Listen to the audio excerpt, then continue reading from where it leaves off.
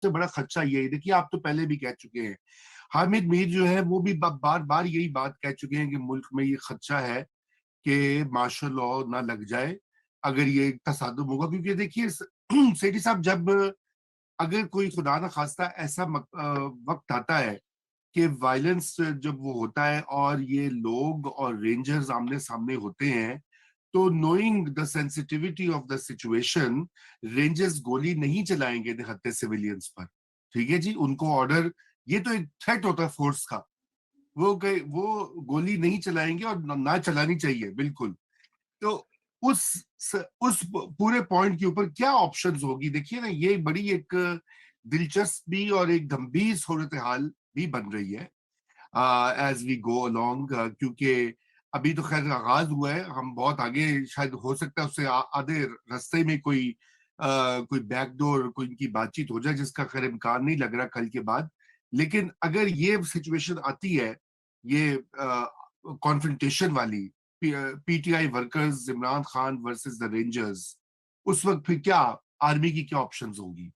What will the army do? Rangers देखिए, is the army. Yes, बात यह है कि खान साहब के ज़हन में क्या है, हाँ मेरे ज़हन में नहीं, खान साहब के ज़हन में क्या है। हाँ खान साहब के ज़हन में अर्दोगान। हाँ, बिल्कुल अर्दोगान, हाँ ठीक, turn incorrect. The guns around. अवाम के सामने अगर वो एक इतना बड़ा फ्लड आ रहा है, तो अवाम के सामने turn the rangers around. Why do you think DG ISI ने ये बात कही है? मैंने आपसे पहले जिक्र किया कि this is as much a message for his own side as it is for the other side. तो इसलिए there is a huge danger that if discipline breaks because of popular pressure, तो फिर बहुत खतरनाक सिचुएशन हो जाएगी। And then the state is under siege, not the government. Yes, And then what happens? Will the powers that be outside Pakistan वो इंतजार करेंगे कि somebody like Imran Khan with this flood of anti-American sentiment moving towards Islamabad, और जिसके रियासत के इदारे melt वे कर गए हैं या उनके साथ मिल गए हैं? ये एवं ही नहीं, ये जो बाइडेन ने ये को बात की, और भी बातें हो रही हैं।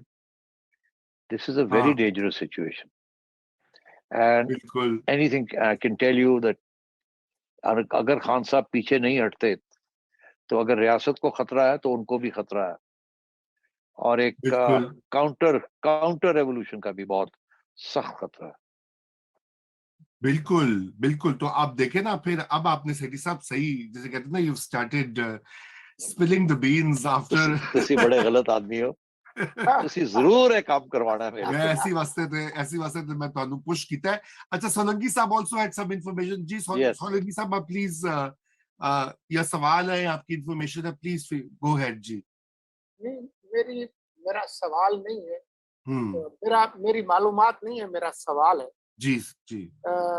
इमरान खान ने आज कहा है कि ये बहुत ही एक सियासी प्रेस कॉन्फ्रेंस थी कल, जो डीजीआईएसआई ने की, और ये सवाल उठाया है कि जी वो कोई MI6 इस तरह की प्रेस कॉन्फ्रेंस करती है।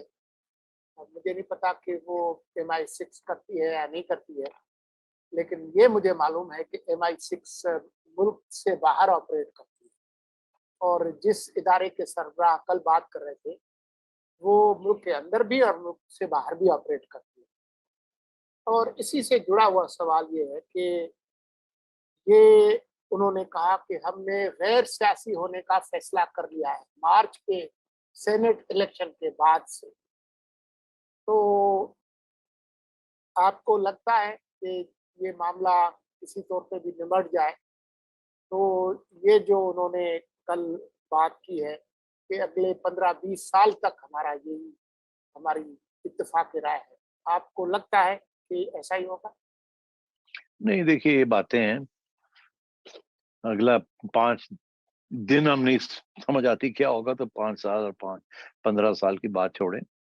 आ, ये एक बहुत हिस्ट्री है towards army interventions and the power of the arm forces. और ये इशू जो है ये एब्स्ट्रैक्ट इशू नहीं है, ये कॉन्क्रीट इशू है और रिलेटिव इशू है। कॉन्क्रीट से मुराद ये है कि it's a very very powerful organ of the state, the most powerful. और रिलेटिव इशू ये है कि relative to the disunity means in the politicians, it's even more powerful than its might shows, which is a unique situation. उसने MI6 की बात की, MI5 MI6, बात यह है कि वहां इस तरीके के मूवमेंट रियासत के खिलाफ नहीं होते। ये तो रियासत के खिलाफ है मूवमेंट खान साहब का।